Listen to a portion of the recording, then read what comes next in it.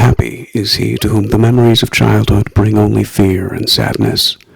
Wretched is he who looks back upon lone hours in vast and dismal chambers with brown hangings and maddening rows of antique books, or upon odd watches and twilight groves of grotesque, gigantic, and vine-encumbered trees that silently wave twisted branches far aloft.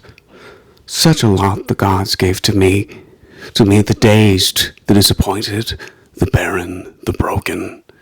And yet I am strangely content and cling desperately to those sere memories when my mind momentarily threatens to reach beyond to the other. I know not where I was born, save that the castle was infinitely old and infinitely horrible, full of dark passages and having high ceilings where the eye could find only cobwebs and shadows.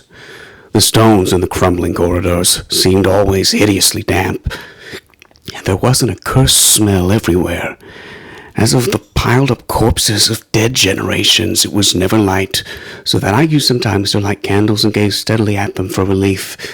Nor was there any sun outdoors, since the terrible trees grew high above the topmost accessible tower. There was one black tower which reached above the trees into the unknown outer sky, but that was partially ruined and could not be ascended save by a well-nigh impossible climb up the sheer wall stone by stone. I must have lived years in this place, but I cannot measure the time. Beings must have cared for my needs, yet I cannot recall any person except myself, nor anything alive but the noiseless rats and bats and spiders.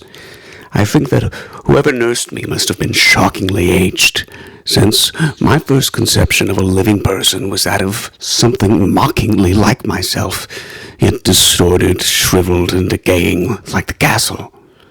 To me there was nothing grotesque in the bones and skeletons that strewed some of the stone crypts deep down among the foundations. I fantastically associated these things with everyday events, and thought them more natural than the colored pictures of living beings which I found in many of the moldy books. From such books I learned all that I know. No teacher urged or guided me, and I do not recall hearing any human voice in all those years, not even my own, for although I had read of speech, I had never thought to try to speak aloud. My aspect was a matter equally unthought of, for though there were no mirrors in the castle, and I merely regarded myself by instinct as akin to the youthful figures I saw drawn and painted in the books, I felt conscious of youth because I remembered so little. Outside, across the putrid moat, and under the dark mute trees, I would often lie and dream for hours about what I had read in the books, and would longingly picture myself amidst gay crowds in the sunny world beyond the endless forests. Once, I tried to escape from the forest, but as I went farther from the castle, the shade grew denser, and the air more filled with brooding fear, so that I ran frantically back lest I lose my way in a labyrinth of nighted silence. So through endless twilights, I dreamed, and I waited, though I knew not what I waited for.